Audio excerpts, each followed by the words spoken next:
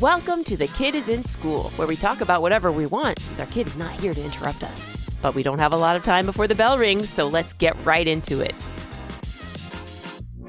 Hey, Luke, you got a haircut. Well, I guess that's one way to put it. I didn't get a haircut. I cut my hair. There's a difference, right? Because the way you said it was like as if I went to somebody who I have not gone to somebody in, over a decade. It would be really weird if you cut your own hair and then said, I got my haircut. I got my haircut. By me. I sat on my hand. I couldn't feel it anymore, and then I cut my own hair. It's called the stranger haircut.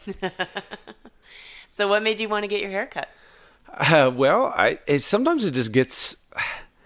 It gets a little too long for it to be short, and it's not long enough to be long. And so it's this weird in-between... It's 90s sitcom hair. Yeah, it's Tim the Tool Man, Seinfeld. Yeah, and you know what it is? It started to get a little bit of that ducktail that Seinfeld had, and it's like, I don't think I really want that. And when you cut your own hair... People that do not cut their own hair might not know this, is some things are a little harder to handle. Like if you have a little bit of a ducktail forming, to just snip that off is very difficult when you cut your own hair. So it's like I have to cut it a little bit shorter. See, what I would do is just come in straight in the back and do one big chop. Now, you're saying that doesn't work? That's first of all, you never want one big chomp. Never with hair. Is that going to give you the wig effect? Where it just kind of pulls away from your neck. It looks like somebody's wearing a bald cap. They're in between sketches and somebody just threw this on top of their head. Yeah. Yeah, you don't want that. But a decade. So after a decade, you put in the 10,000 hours. You're an expert. You can cut hair. Well, at this point, yeah, I think it surprises most people when I say I cut my own hair. They're like, "Oh, that looks pretty good," considering you cut your own hair. And honestly, I think in terms of getting my hair cut, like when I was young, I went to the same, hairdresser that was in our church. She cut all of our family's hair. With a bowl.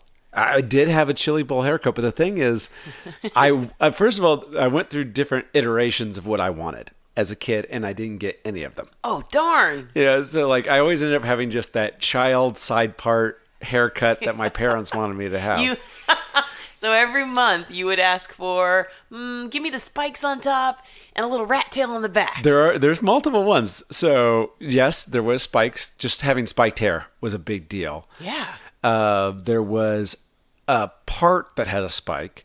So it didn't last super long, but it was basically a normal side part haircut, but then you would spike just the part. I do remember seeing that. And then... You're a bit of a rebel. Yeah, and then... There was the mullet. I asked for a mullet, and my dad would not let me get it because just having long hair, I think, in the back, or just long hair in general, was not what... Still too much of a party in the back for him. Yeah, he didn't want any party on that. Who did you know that had a mullet that you wanted to emulate? I think the kids at school had that. So it's Indiana, it's middle school. Holy crap. Not middle school, it was elementary school. And they had... mullets. Like some kids had long mullets. I went to school in Indiana in the same era that you did, and I do not remember kids in my school with mullets. Well... The rat tail I remember. The spikes I remember. And by the way, kids with spikes were bad, all right? They were always causing trouble. It was Bart Simpson. Like he had the spiked hair. I think it was that era. Yes, that's right. And so the mullets, though, were big. They had a bunch of these kids that would have like Metallica, even in elementary school, these kids are like 8, would have like a jean vest with a Metallica thing on the back and have a mullet haircut. They didn't just have long hair. It was like more shaved on the sides and, spiky on top and then really long in the back. Right. It's not something I hadn't seen, but I'm picturing it being in like Overboard or something, the movie. I'd seen it in film. I just didn't see it a lot in person. I saw it then. But how long do these things last? When you're a kid, time has different meaning. Mm-hmm. And so what was probably 1 year of school at most where kids had mullets felt like a big chunk of my life was mullets. But it was like, it could have been one semester. It could have been, September through December, kids had mullets. But every month you would say, Mom, this month I'd like a mullet. And they'd say, all right, we'll see what we can do. And then they'd spin you around in the barber chair and it would be... side part shellacked to your head. I think that at most I got to go, like, I think my dad dropped me off once. He had to go do something, so he's like, "I'll drop you off and I'll come back." And I talked the hairdresser into leaving just a little bit longer in the back, but it still wasn't even noticeable. It was like maybe a quarter of an inch longer than the rest of everything else. I feel that pain. Yeah, I could never get what I wanted, and I wanted like a rat tail at some point. Never got that. Is that where you braid it, or you cut it down to a little sliver of hair? Well, I think there's different ways to do it. Like, I think there's like the Theo Huxtable that was grown long and then his was braided, right? Yeah. Yeah, I think that also the way I think that I tried to do or tried to have it done was just a little tiny section not cut. But again, I never even got shoulder length with me. It never got past my neck. I have to show you this episode of Murder, She Wrote where an actor who's a grown man has a little bit of that in the back. It's so distracting whenever I watch that episode. Anything you watch of the 80s or 90s, there usually is a guy that has this longer, it's either a mullet or a rat tail or something going on in the back. And sometimes they're just businessmen in the shows. Like, yeah. But this is the problem with all styles. Even what we consider trendy today is going to be weird in moments' time because it's all relative. You know, like I was trying to imagine why would a style that looks really ridiculous today look cool back then? And it's because, one, no one had seen it either in a while or ever, and two, because we're young, you know, youth makes you look, so people aren't thinking like, oh, you've got this weird hat on your head that you call hair. They're just looking at the whole of you, you know? And you probably feel confident with your new hairstyle. And I'm specifically thinking about Mandy Patinkin in Princess Bride, because when I wear a hat in the winter, sometimes that's what my hair looks like. Just like a curly ball on top, like a poodle, and then long and straight in the back. Yeah, or if I had the hat on too long, I get Quaker Oats man hair, and it's just kind of like, I look in the mirror and I think, why would anyone ever like this? And then I think, oh yeah, men were rocking this in media for money. You know what? You know, for a while there, our founding fathers wore powdered wigs that looked just like your hair did. They sure did. I was trying to explain powdered wigs to our daughter, and I just couldn't make sense of it. I'm not sure anyone really truly explained powdered wigs to us. So it's hard for us to explain them to other people. You're right. I'm filling in gaps. Yeah. I don't know if they were naturally white or if they put powder on them to make them white. I don't know what animal they came from. I don't know why they were curled. You know, the only thing that I think that I've heard about with these wigs was that because of lice back then, I think they shaved their heads and then would wear the wigs. Right. Okay, that makes sense. Which I don't know that to be true, but I think that's it still doesn't explain the style. And also I'm picturing, do you remember the little black bow tie at the end of a long braid? Yes. On a colonial man's hair? And I just think, I don't know. Why did that switch over to women? Because today we all have the scrunchies and we're fishtailing our braids down our backs. Little black bow tie in the back of your rat tail that you wear. I take it off my kite after I do my Benjamin Franklin experiments and I put it right on my hair. Yeah, well, you know, just in general, style that kids have.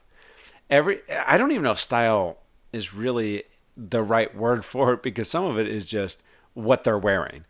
Mm-hmm. And some of it is, I look at some of the kids today. Boy, that's the oldest man thing I've ever. Look at the kids today. But I will see teenagers and people in their early 20s that are wearing horrible looking clothing. Like these giant pants are now popular, where they're just big baggy jeans and they're short. Like they cut off, they're really high watered, but they look like they have been cut with scissors. Oh no.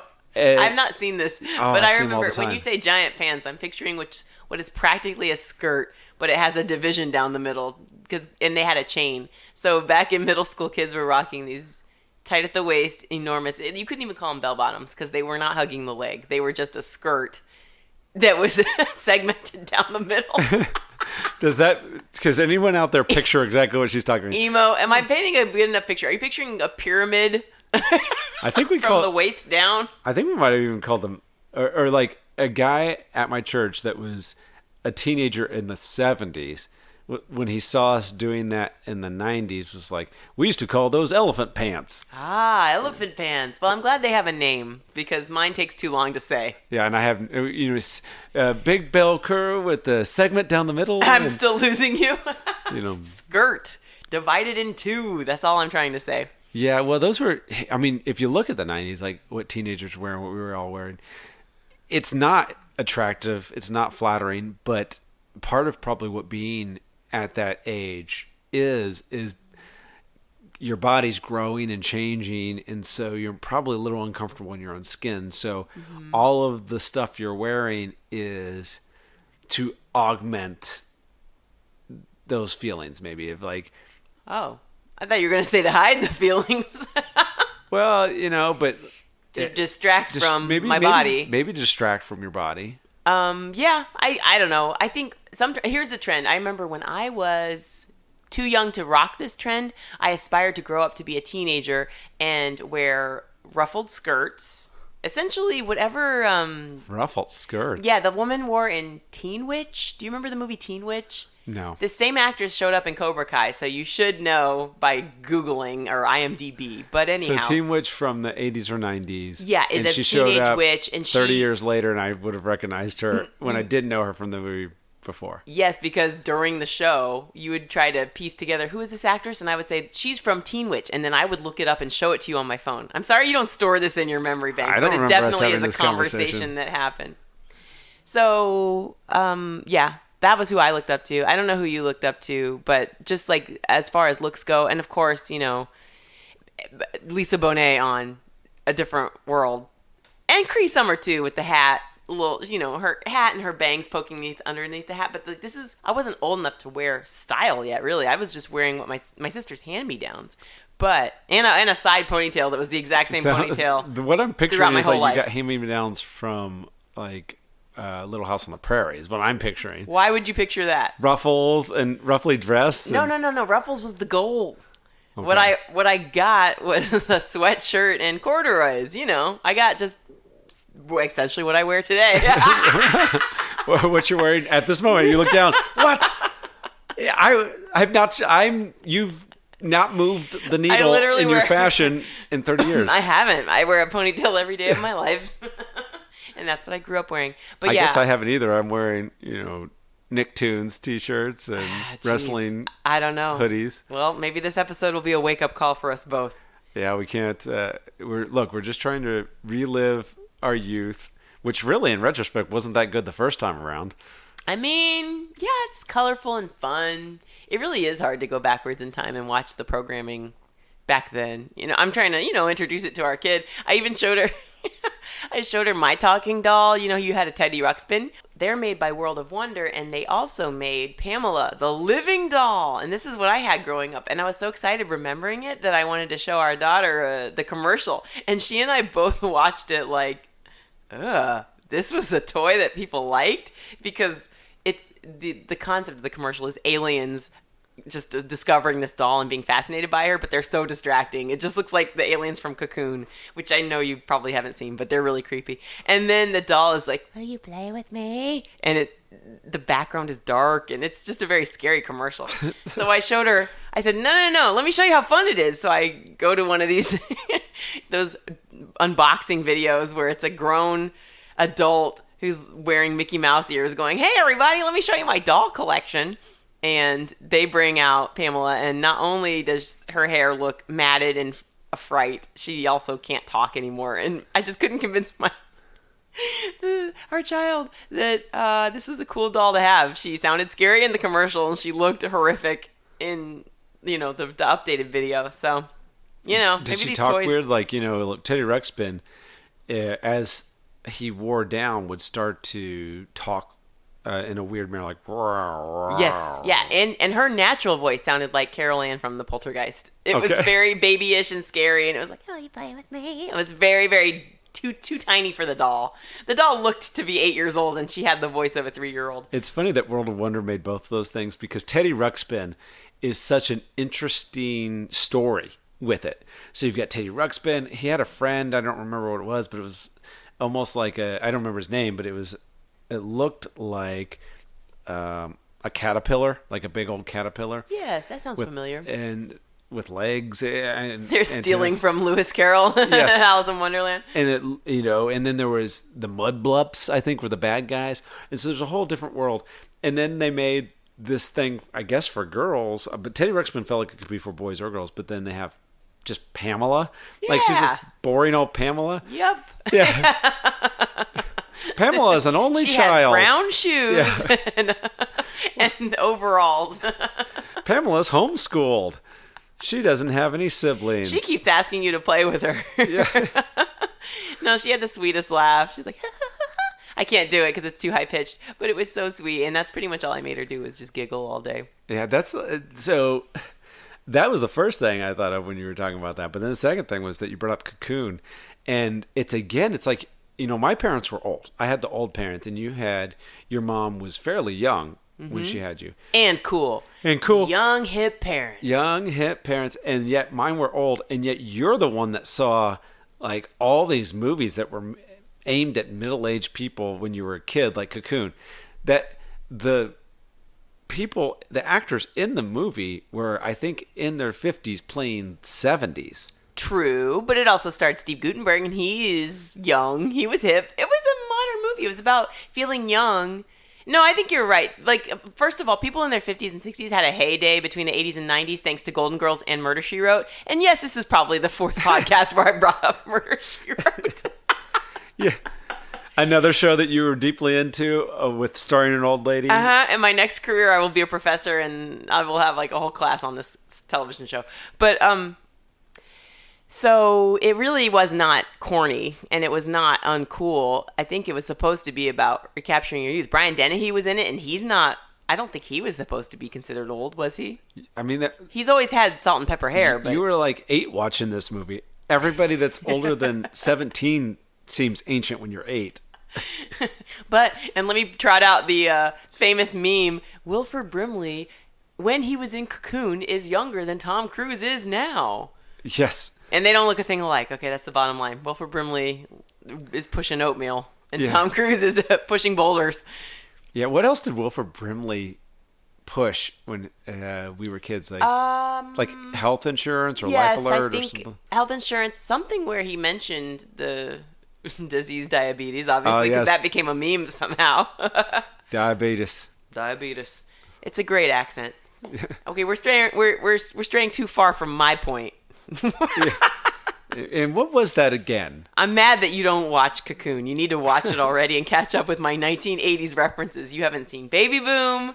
I don't even know if you've enjoyed Funny Farm in the same way that I have. That's my favorite, by the way, one of my favorite Christmas movies that's not really a Christmas movie. Yeah, well, that is true. Funny Farm is really funny. And I think it's an underrated Chevy Chase movie. That's a movie where I did not see as a kid, but I did see, like, my parents somehow went to a screening in Indianapolis. Ooh, exciting. When I was a kid, and they came back with merchandise, like Funny Farm bumper stickers and buttons. And I remember I had like a little storage thing out in our garage, and I put the Funny Farm bumper stickers on it, and had the buttons that I kept in the drawer. That's great. And I mean, I don't know. It probably wasn't like a screening. It was probably something just where they were premiere. Yeah, they're probably doing some promo for this movie, trying to get it. So they went to see it maybe opening weekend, so they gave out these stickers and things. Mm-hmm. And that was the big push from the studio. The Hollywood execs are like, you know what they love in the Midwest? Bumper stickers. I'm holding a fake cigar right now. Yes. Well, definitely we need more visual jokes in our podcast. I don't want them to miss out on the full impression here. Yes. You have a Hollywood studio exec. Rubbing your giant belly, smoking the big cigar. Making women feel uncomfortable. So Funny Farm was my favorite because it's nonstop jokes, and it's got like holiday decor. I'm a sucker for that. But I realize a lot of my holiday classics are just, they're from a certain era. When you and I first started dating, we watched Elf, and that was, I think, our first date. Our very first date was I went and bought Elf on DVD for you to see because you had not seen it. If you never want to not seem young, you can't mention DVDs or that we were there when Elf was created. But it wasn't a VHS copy or a Betamax or a Laserdisc like we talked on the last episode.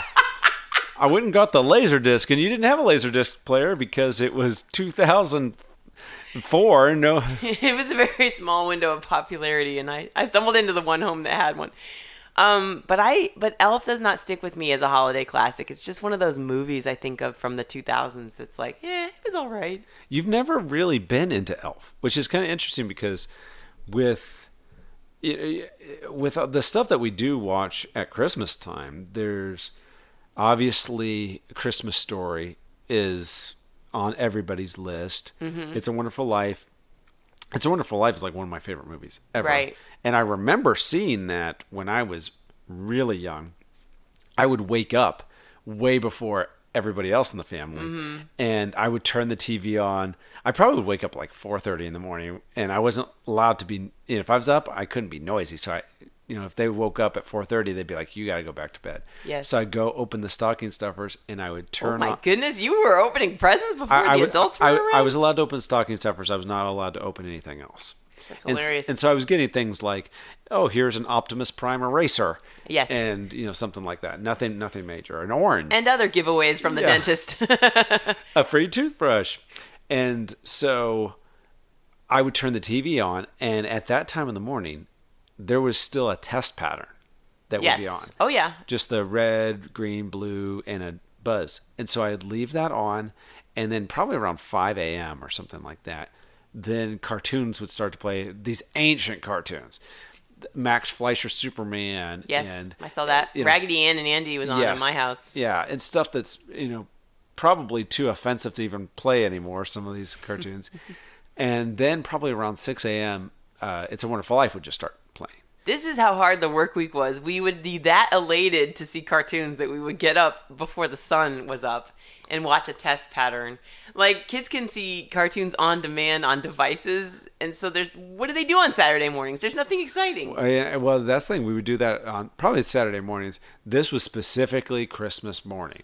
They would have these certain old cartoons, and then It's a Wonderful Life. And It's a Wonderful Life, then I would have that every year. Yeah, but I never watched it all the way through as a kid. It was just always on, and it looked like Dennis the Menace or Lassie to me. It was just black and white film was not fun as a kid. For some reason when we were kids, maybe because it wasn't that old. I mean, it was old at the time. Like even when it's made in the 40s, right? Well, yes, It's a Wonderful Life. I was just thinking like Lassie and Mr. Ed and those type of black and white old. They were made in the 60s. They were made in the 60s, but it was before they did color. Mm-hmm. And so they were showing those in black and white. So we're talking late 50s, early 60s with that stuff. It wasn't that old, but it felt super old. Like it was probably 20 or 30 years old at that point. Well, probably 30 years old, 35, something like that. But, if you look at that now, if we go back 30 years now, we're talking something like Clarissa Explains It All. Yes, but I don't want to get lost in the weeds here on that debate, but that is apples and oranges to me because of technology and because of how movies are consumed. So I would argue that even your mom, if she caught you watching Lassie, she'd go, "What are you watching that ancient thing for?" Like that was back when she was a kid. So why would she be interested in seeing it? Meanwhile, we're obsessed with the stuff we had as a kid. You know what I mean? There's a difference.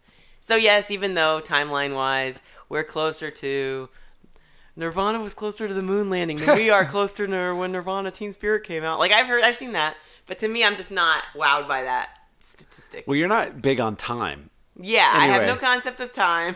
So, and you're straying from my point again, which was I just wanted to talk about It's a Wonderful Life with you. And what was your point again? Yeah, who knows? But holiday classics. So you love It's a Wonderful Life, and I know that. I'm just saying it didn't become a movie I loved until I was an adult and could sit still and watch it.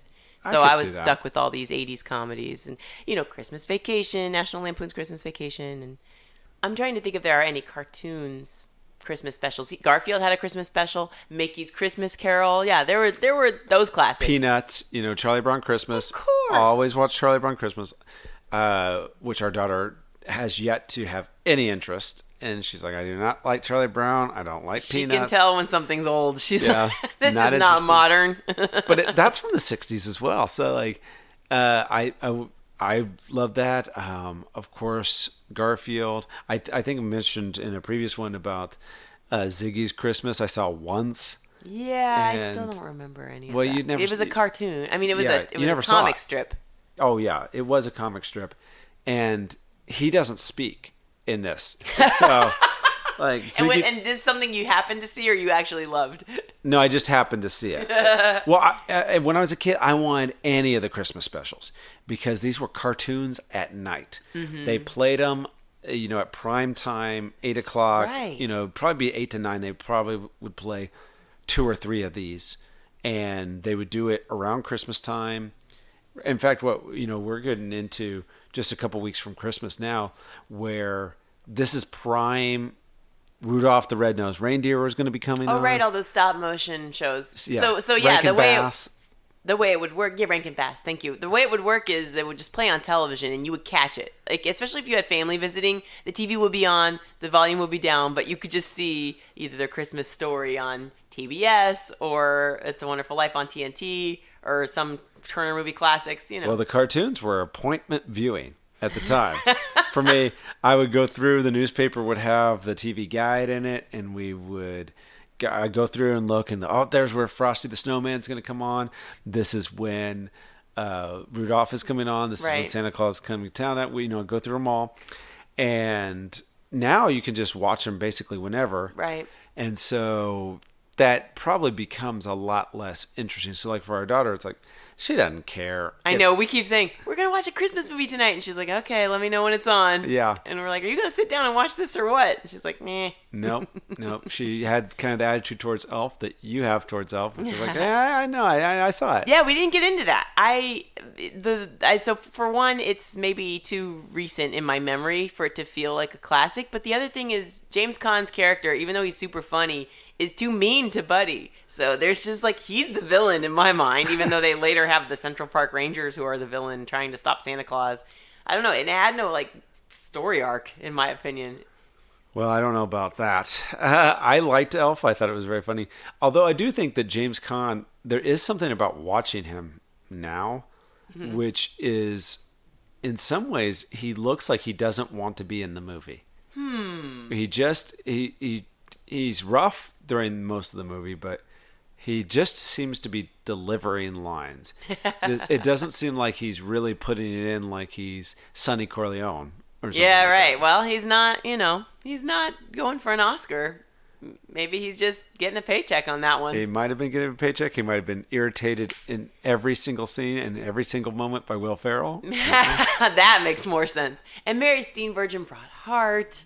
And Zooey Deschanel, she's great in it. She's got a lovely voice. And do you remember the guy the comedian who is their boss at Gimbals?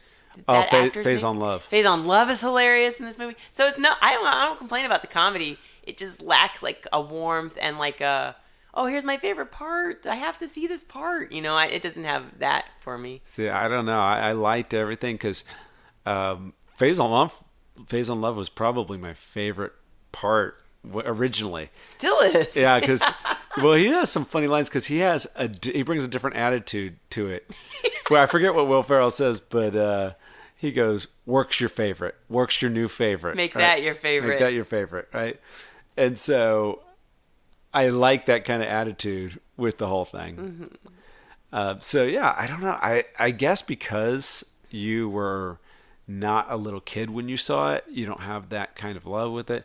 Now, yeah, plus Will Ferrell was SNL to me. It was 6 years removed from his debut, I believe, and so I was just thinking of him as, you're not. Well, Chevy Chase was SNL also, but I was like, you're not Chevy Chase. Yeah, well, Chevy Chase, when we were kids, he was on SNL before either of us were born, long before, and so it doesn't end up being somebody that we equate with that. Whereas we were probably in middle school or early high school when Will Ferrell was on SNL. And so this is a cooler cousin I'm looking up to instead of a fatherly figure. I mean, he wasn't playing a fatherly figure in Elf anyway. In fact, he becomes a father at the end of it, which is still weird to me because he's so infantile. But whatever. I'm not... Do we know that baby's his, though?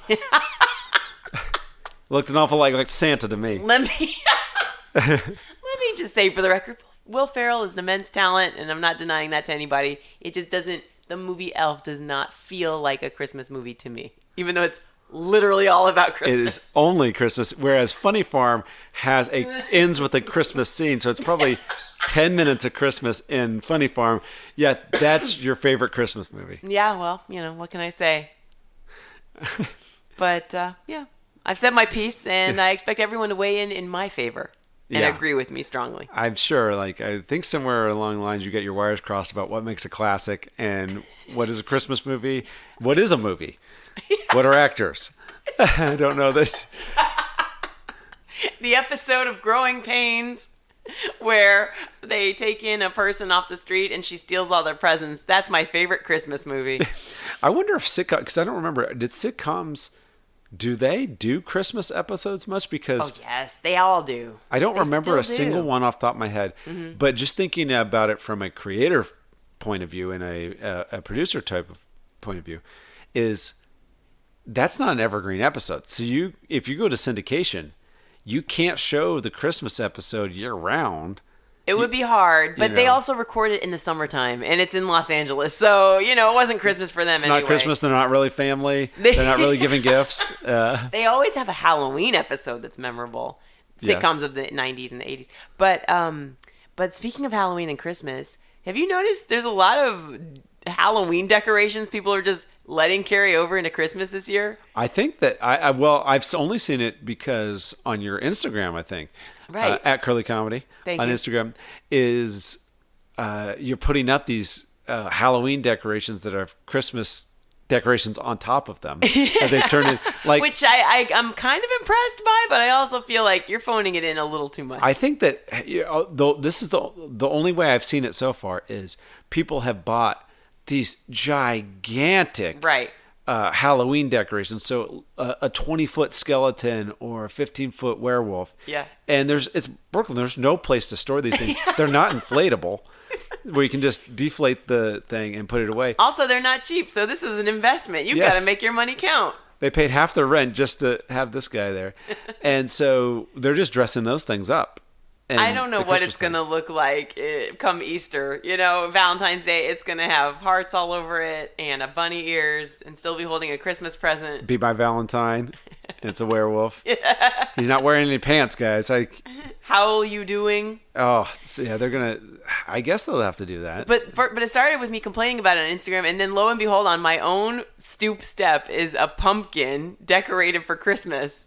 Because of our generous artist neighbor who painted it for our daughter. But still, I'm like, dang, now we're the family. I don't know. That's one of those decorations where it's like, did you ever find out where that came from? For sure. No, but it has to be from her. Maybe. I mean, I assume too, but also. It's her signature style. What did I tell our daughter? Did I say it was Santa Claus that left it or the Great Pumpkin? Jack Skellington put it here because he's confused about what holiday it is too. Yeah. So maybe that's part of what they're doing now. Maybe they're just, we're just going to combine all the decorations now. And look, if you have a pumpkin left over from Halloween, you just go ahead and make it a Christmas decoration. Yeah, you're saving time. What's your favorite holiday dish that you don't want to miss this year? Oh, something to eat at Christmas time. Now, I don't associate anything with Christmas in terms of food except for cookies. Okay, Christmas cookies. Yeah. We did do a cookie making party a few years in a row. That was fun. Yeah, but is there something in your Christmas tons ham? Of food. Well, first of all, the roast beast. Not a roast beast because I don't live in Whoville.